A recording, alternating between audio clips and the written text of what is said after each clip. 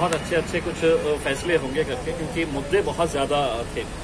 अब उसमें आपको पता होगा कि हमने एक स्पोर्ट्स यूनिवर्सिटी का मुद्दा यहाँ पर उठाए थे। हमने जब पिछले टाइम, सिर्फ मैंने ही नहीं, सारे आमदारों ने भी वो मुद्दा उठाया था कि औरंगाबाद में स्पोर्ट्स यूनिवर्सिटी होना चाहिए। तो उसमें जो जवाब लिख कर दिया गया है, उसमें जवाब के अंदर स्पोर्ट्स यूनिवर्सिटी का कहीं पर भी जिक्र ही नहीं है।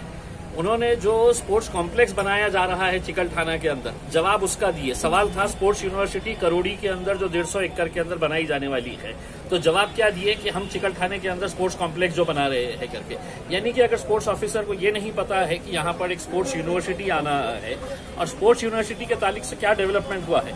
मंत्री साहब का ये कहना है कि हमने आश्वासन दिया है, मुख्यमंत्री साहब से बात किए हैं, हमने स्पोर्ट्स मिनिस्टर को अनुरोध किया है कि वो यहाँ पर आए और देखें इसका स्पोर्ट्स यूनिवर्सिटी का किस तरह से क्या क्या फैसिलिटीज कर सकते हैं करके, लेकिन अभी तक कोई ठोस जवाब नहीं मिला है।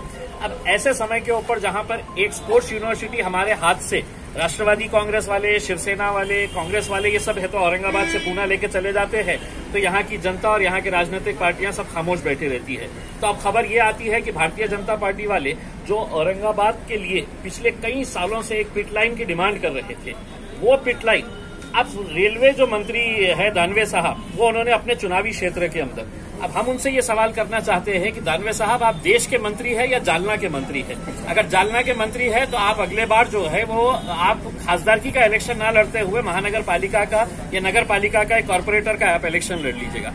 क्योंकि अगर विकास की बात होती है तो मराठवाड़ा की राजधानी औरंगाबाद है। जालना को ऑलरेडी एक ड्राई पोर्ट दे दिया गया है। अगर औरंगाबाद के अंदर पिटलाइन, और जब काम करना नहीं होता है तो उन्होंने कहा कि आपने जगह ढूंढ के दो। मैंने भागवत कराड़ को बोला है जगह ढूंढ के दो करके, तो मतलब जब काम करना नहीं होता है। अब मेरा ये सवाल है भारतीय जनता पार्टी वालों से कि आप इस बारे में क्या फैसला लेने वाले हैं। हम तो सिर्फ सवाल उठा सकते हैं, लेकिन आपको क्या सिर्फ औरंगाबाद का विकास इलेक्शन के वक्त में नजर आता है? औरंगाबाद में सिर्फ हम चुनाव लड़ने के लिए आएंगे, लोगों से वोट मांगेंगे, और विकास की जब बात आएंगी तो कोई पूना को लेकर चला जाएगा, कोई जालना को लेकर चला जाएगा। तो ये कब तक होता रहेगा? सर, एक सवाल, इलेक्शन कमिश्नर तरफ से महानगर पालिका की इलेक्शन की कुछ तैयारी कुछ नजर आ रही है, आपको ऐसा लगता है? देखिए, अभी इसका फैसला तो जो है वो इलेक्शन कमीशन ही ले सकता है, और सुप्रीम कोर्ट इसके अंदर दखल ले सकता है। हमें ऐसा लगता है कि सरकार कितनी भी कोशिश कर ले, इलेक्शन कमीशन और सुप्रीम कोर्ट के जो इंस्ट्रक्शंस है उस हिसाब से इलेक्शन अभी होना चाहिए, उसको आगे बढ़ा नहीं सकते हैं। सर, जैसा कि आपने स्पोर्ट्स यूनिवर्सिटी के बारे में कहा, ऐसा आपको लग रहा है कि राज्य सरकार इसमें कुछ थोड़ा? देखिए, मैं राज्य सरकार से ज्यादा राज्य सरकार के जो प्रतिनिधि है यहाँ पर, शिवसेना के इतने सारे आमदार हैं, राष्ट्रवादी के इतने सारे आमदार है, भारतीय जनता पार्टी के आमदार है, इतनी बड़ी यहाँ पर उनके सत्ता थी।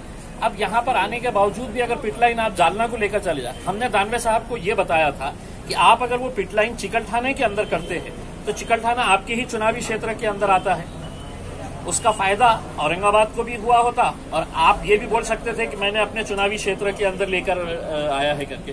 लेकिन जालना को लेकर जाना मेरे हिसाब से ये गलत फैसला है। ये पिटलाइन औरंगाबाद के अंदर ही होना चाहिए था, लेकिन दुर्भाग्यवश नेताओं की सोच बहुत छोटी है कि उनको ऐसा लगता है कि मैं अपने से चुनावी क्षेत्र के बारे में बात करूंगा, बाकी के बारे में बात नहीं करूंगा। सर, लॉकडाउन के कोई चांसेस? मैं नहीं समझता हूं कि लॉकडाउन के कोई चांसेस नजर आएंगे करके, क्यों? और अगर कोई ऐसे चांसेस नजर भी आए तो दूसरों का तो पता नहीं है, हम उसका समर्थन नहीं करेंगे। हम किसी भी तरह का कोई लॉकडाउन का हम समर्थन नहीं करेंगे। जो आपको एहतियात करना है उतनी एहतियात करिएगा। दूसरा एक अहम मुद्दा जो है, आज महानगर पालिका औरंगाबाद की तरफ से GIS मैपिंग का उद्घाटन यहाँ पर पालक मंत्री के हाथ से किया गया। अब वो उद्घाटन करते वक्त ये बताया गया कि औरंगाबाद में करीब 4.5 लाख प्रॉपर्टीज है, यानी कि 4.5 लाख घर है, कमर्शियल एस्टेब्लिशमेंट्स है, लेकिन टैक्स जो है वो महज 1.5 लाख लोग भरते हैं। इसका मतलब ये है कि सिर्फ 34% लोग ही टैक्स भरते हैं, और बाकी के जो 70% के करीब लोग हैं वो टैक्स नहीं भरते हैं। अब GIS मैपिंग के जरिए इसका सर्वे किया जा रहा है। मैंने ये मांग अंदर की है कि साहब, ये कौन 70% लोग हैं, और किसकी सरकार थी वहां पर? महानगर पालिका के अंदर कौन लोग बैठे थे? आज जो इनॉग्रेशन आप हरी झंडी दिखाकर कर रहे हैं, पिछले 25-30 सालों से आप ही बैठे थे वहां पे महानगर पालिका के अंदर, यानी कि आपकी जिम्मेदारी थी। हमने ये मांग की है कि जो अधिकारी इसके अंदर दोषी है, कि जिसमें है तो प्रॉपर्टी तो बनाने की इजाजत दे दी, लेकिन उसके बाद टैक्स ही नहीं चढ़ाया। जो ईमानदारी से 1.5 लाख लोग टैक्स भर रहे थे, उसका खामियाजा जो है उन लोगों को 70% लोगों की वजह से भुगतना पड़ रहा था, क्योंकि वो 70% लोग रोड भी ले रहे थे, लाइट भी ले रहे थे, पानी भी ले रहे थे, ड्रेनेज का फायदा भी ले रहे थे, तो बगैर टैक्स भरे ही ये कर रहे थे। अब हमने महानगर पालिका के कमिश्नर साहब से ये अनुरोध किया है कि इसको टाइम बाउंड किया जाए, और मैं इसके जरिए लोगों से भी ये अनुरोध कर रहा हूं कि अगले कुछ दिनों के अंदर आपके पास फॉर्म्स लेकर आए जाएंगे, हर प्रॉपर्टी वाले के पास। वो फॉर्म है तो आपको 7 दिन के अंदर भर के देना है, कुछ डॉक्यूमेंट्स के साथ, कि आपका घर का कितने रूम्स है, आपके घर में कितने लोग हैं, आपके प्लॉट का साइज कितना है। ये सब देने के बाद 7 दिन के बाद वो टीम आएगी आपके पास से, वो फॉर्म कलेक्ट करके लेकर जाएगी। जिनके ऊपर टैक्स नहीं है, जिनके पास टैक्स रिसीव नहीं है, उनके ऊपर बहुत बड़ी फाइन लग सकती है। इसलिए मैं लोगों से ये अनुरोध करूंगा कि आप इसको संजीदगी से लें। जो टीम्स आ रही है उनको यूनिफॉर्म दिए गए हैं, उनके पास फॉर्म्स है, वो फॉर्म भरिएगा, वो फॉर्म भर के वापस दे दीजिएगा। क्योंकि अगर बाद में अगर ये पता चला कि आप टैक्स नेट के अंदर नहीं है, तो आपको पिछले कई सालों का भी टैक्स देना पड़ेगा।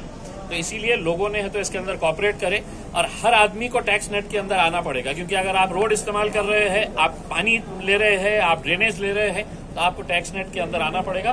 तो इसलिए महानगर पालिका के कमिश्नर को हमने ये बताया है कि इसको टाइम बाउंड प्रोग्राम बनाकर करे करके। दूसरा एक अहम बात यह है कि आपको ये याद होगा कि यही शिवसेना के मंत्रियों ने, मुख्यमंत्रियों ने, इनके आमदारों ने ये घोषणा की थी कि हम दिसंबर तक औरंगाबाद में 20% पानी ज्यादा देंगे, ये जो नई पानी की स्कीम आई है करके।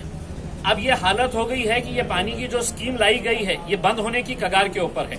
ठेकेदार बोल रहा है मैं काम नहीं करूंगा। हम उनसे ये पूछना चाह रहे हैं कि दिसंबर के अंदर जो 20% पानी ज्यादा देने की बात की गई थी उसका क्या हुआ है करके, इसका जवाब दे। अभी तक यही उसके अंदर उलझे हुए हैं कि पानी जायकवाड़ी से पहले लेके आना चाहिए या यहाँ पे पानी की टाकियां बनाना चाहिए। जिस तरीके से ये पानी का काम चल रहा है औरंगाबाद शहर के अंदर, मैं आपको दावे के साथ कह सकता हूं कि अगले 5 साल भी लग गए तो ये स्कीम कंप्लीट नहीं होगी। जिस तेजी के साथ और जिस दुश्वारियों के साथ ये काम वो लाया जा रहा है, उसका ऐसा होगा तो ये बिल्कुल पानी लोगों को मिलने वाला ही नहीं है। आपको सिर्फ झूठे आश्वासन देते रहेंगे।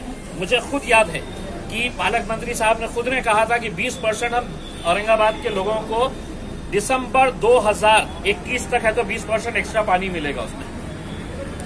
तो ये सिर्फ लोगों को घुमाने जैसा कि टैक्स लगाना चाहिए, कई एरियो में जो तो पानी नहीं है, ड्रेनेज लाइन नहीं है, और आप कह रहे हैं कि टैक्स ये जो गुंठेवारी के अंदर जो किया जा रहा है, गुंठेवारी के अंदर जितने फाइल